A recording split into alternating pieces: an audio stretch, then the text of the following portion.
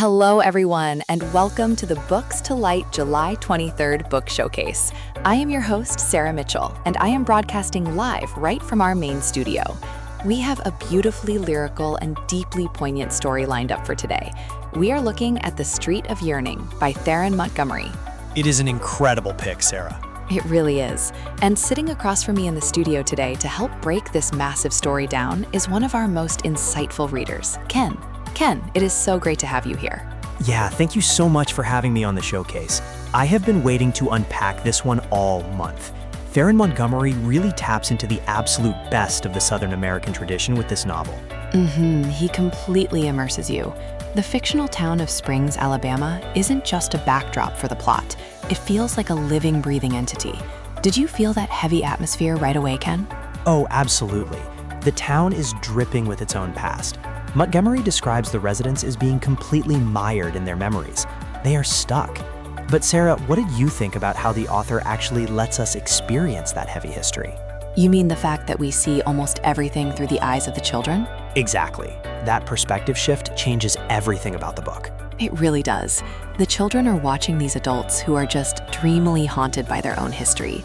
But the kids don't fully understand the weight of it, do they? Not at all.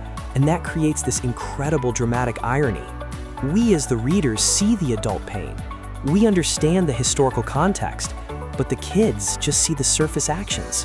Right, which makes the mundane seem magical to them, but it also makes the underlying tragedy feel a bit softer for the reader. Exactly. It is a brilliant balancing act. Well, the chat is already moving incredibly fast today. Since it is just the two of us in the studio, let's start pulling some statements and questions from the readers tuning in online. Let's do it. What are they saying? Okay, our first question comes from an online reader named Maya. She writes, "The atmosphere of Springs feels so unique. One of the reviewers called it dreamlike realism. Do you guys agree with that, or does it feel more grounded to you?" Oh, that is a great question for Maya. I completely agree with the dreamlike realism label. Me too. It is perfectly stated. Yeah, because it feels very grounded in the gritty, physical reality of the American South.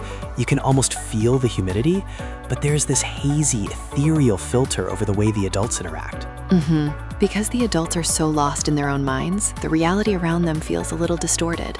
Maya, to answer your question directly, I think the realism is in the setting, but the dreamlike quality comes from the characters' emotional states. Spot on. Do we have another one from the chat? That would be all for today, guys. Thanks for submitting those fantastic questions online and driving such an engaging discussion. We would all meet at the next event. Bye.